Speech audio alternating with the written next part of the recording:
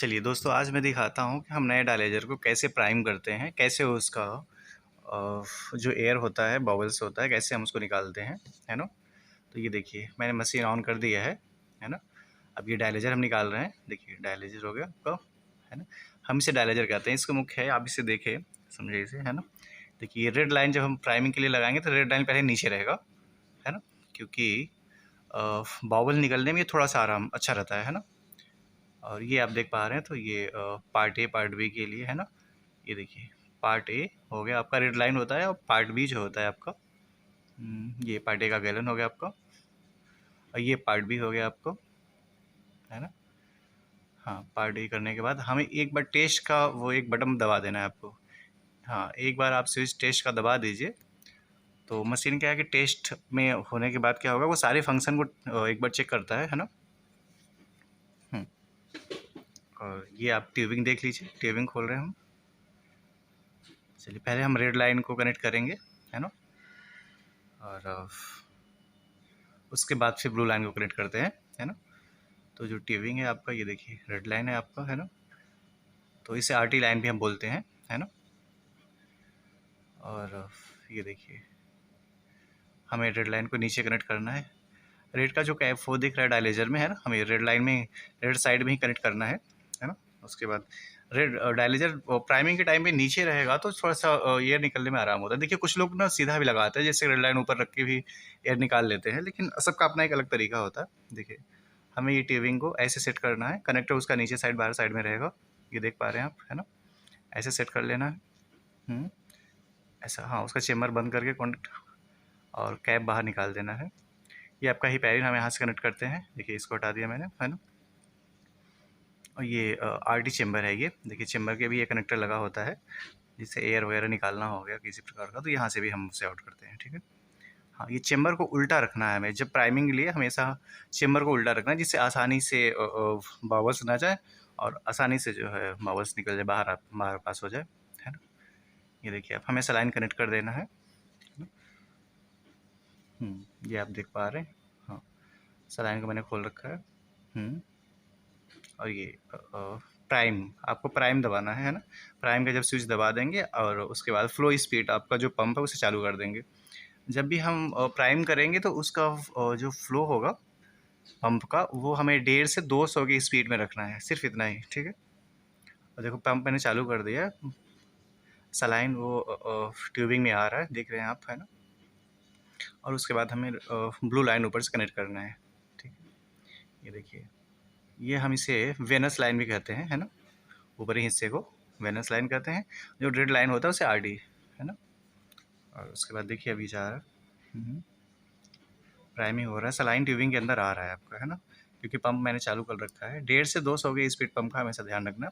कभी कभी क्या होता है कि जो पंप अगर हम ज़्यादा रखेंगे तो फिर वो उसके डायलेजर के मेम्ब्रेन पे उस पर प्रभाव पड़ेगा, तो फिर डायलेजर ख़राब हो जाएगा फिर, है ना। तो इसलिए जब भी हम स्पीड रखेंगे एनएस सलाइन का फ्लो जब ब्लड पंप का, तो हमेशा हम उसे उतना रखें। देखिए सलाइन इसमें पूरी तरह से आ गया है, तो चेम्बर को आप इसे सीधा कर देंगे फिर आप, है ना।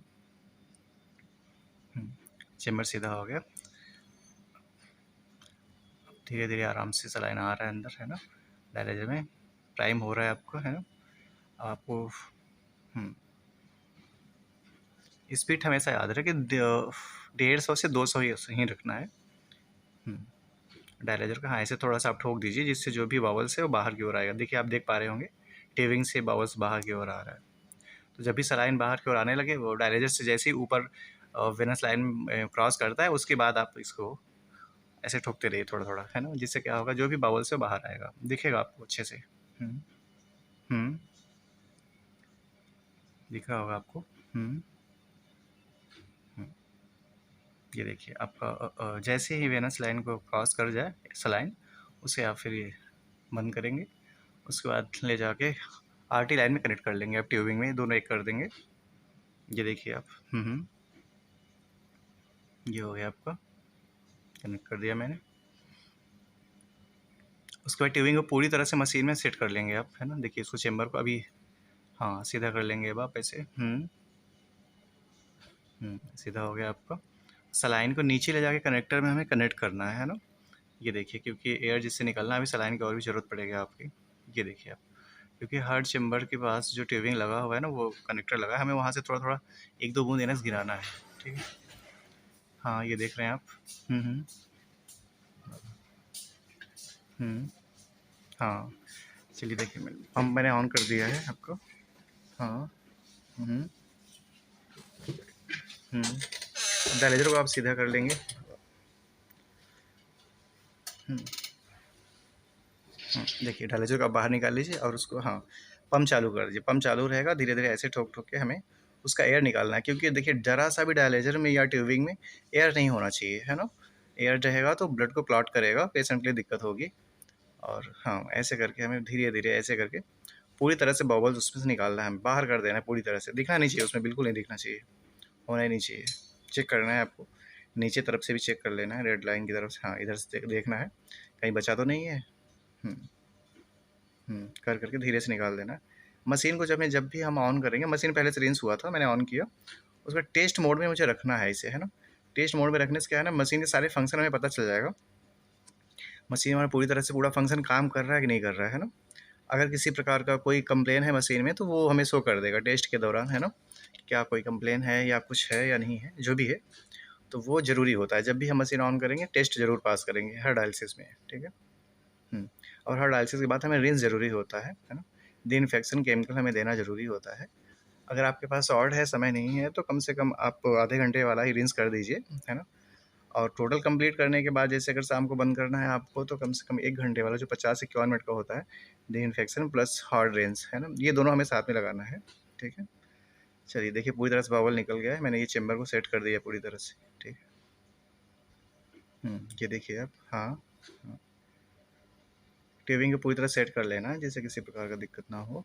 ये देखिए आप, ठीक, पंप चल रहा है एकदम बढ़िया। हाँ, प्राइमिंग आपकी पूरी तरह से हो चुकी है इसमें, है ना। अब टेस्ट अभी बाकी है, टेस्ट देखिए ले रहा है, पूरे फंक्शन को चेक करता है वो, कहीं ऐसा नहीं कोई और दिक्कत हो रही है ना। जो भी दिक्कत होगी मशीन वो शो कर देगा आपको। देख लीजिए आप और करीब से। हाँ, मशीन तैयार होगी पूरी तरह से, हमें हिपैरिन उसमें कनेक्ट कर लेना है, क्योंकि हर पेशेंट में हिपैरिन हमें देना ज़रूरी इसलिए होता है कि ब्लड बाहर टहलता है ना ट्यूबिंग डायलेजर में। अगर हम ब्लड को पतला करने की अगर इंजेक्शन नहीं देंगे हिपैरिन, तो उससे क्या होता है, फिर क्लाट होने का चांस ज़्यादा होता है ना। तो इसलिए हम जब भी किसी पेशेंट की डायलिसिस करते हैं, तो ब्लड पतला करने की उसमें दवा ज़रूर डालते हैं। हुँ, और कुछ हिपैरिन के बाद उसमें हमें एनएस मिला लेना होता है, क्योंकि इससे क्या होगा कि जिससे हमें उसमें कैलकुलेट करने में आराम हो, है ना? क्योंकि ऐसे हम हेपेरिन देंगे तो दिक्कत होगी, क्योंकि उसका जो डोज होता है वो हमें देख के पेशेंट को देना होता है बॉडी वेट के हिसाब से, है ना। और कुछ लोगों का तो ऐसे भी ऑर्डर होता है, जैसे हिपैरिन फ्री हो गया, और कुछ लोगों का लो हिपैरिन हो गया, है ना।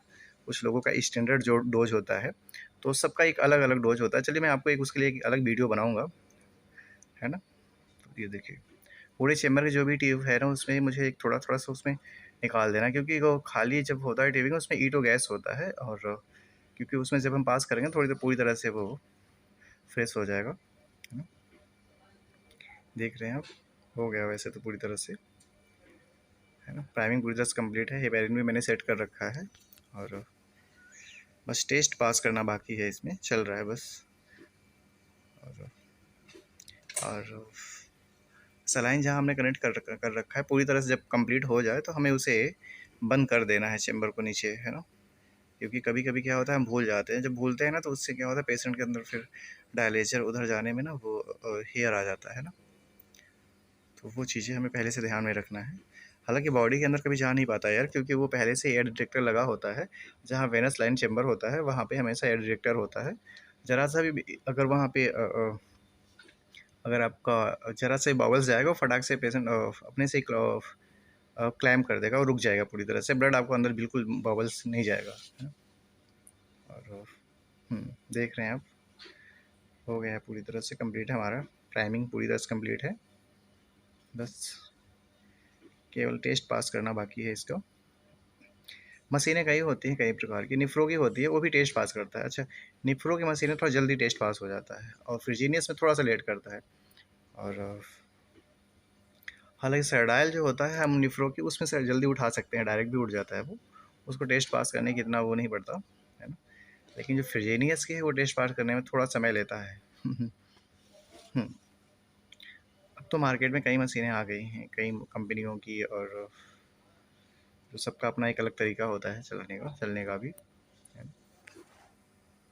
हम्म, अब ये अगर आप देख रहे हो, वैसे पूरी तरह से टेस्ट पास हो गया है, ये देखिए आप, है ना, पूरी तरह से टेस्ट पास हो गया। इसमें बैटरी का इशू दिखा रहा है आपका, है ना, तो बैटरी के लिए हालांकि हमारे यहाँ जो है यूपीएस काफ़ी बड़े मात्रा में लगा हुआ है ना, तो टेस्ट को ओवरराइड कर दीजिए, 2-3 बार दबाइए, वो ऑटोमेटिक फिर हो जाएगा। इसने मशीन ने ये बता दिया है कि आपका बैटरी बैकअप नहीं है इसमें, मशीन का खुद का कुछ नहीं है ना, तो इसलिए हालांकि हमारे यहाँ यूपीएस लगा हुआ है, तो इससे हमें ये पता चलता है कि हाँ हमारी मशीन की सारी फंक्शंस ठीक है ना, तो इसलिए टेस्ट पास करना बहुत ज़रूरी हो जाता है, देखना होता है कि हाँ कहीं ऐसा तो नहीं कोई गड़बड़ है ना। तो मशीन ये बता दिया, देखिए ये आप देख पा रहे हैं डायलेजर में हमें रेड लाइन को, ये देखिए ब्लू लाइन ऊपर मैंने लगा दिया है ना, कपलर इसे कहते हैं, और रेड लाइन कपलर मैंने नीचे लगाया हुआ है ना, तो इसका हमेशा ये क्रॉस में लगाया जाता है फ्रिजीनियस में, है ना। और जो निफ्रो का होता है उसका रेड लाइन हमेशा आमने सामने लगता है, और ब्लू लाइन उसका नीचे लगता है ना। अब ये देखिए ये यूएफ के नीचे, हाँ मेनू इसको दबाएंगे आप, तो हमें वाटर जैसे कि कितना सेट करना है, पेशेंट का कितना पानी बढ़ा हुआ है, यूएफ गोल है ना, 3 लीटर मैंने पानी सेट कर दिया, और 4 साढ़े 3 घंटे का मैंने टाइमिंग सेट कर दिया, या कंफर्म करेंगे आप यहाँ से, है ना, कंफर्म, तो ये सेट हो गया पूरी तरह से। अब आप देख पा रहे हैं ना, पानी पूरी तरह सेट है, पेशेंट को आप लगा सकते हैं।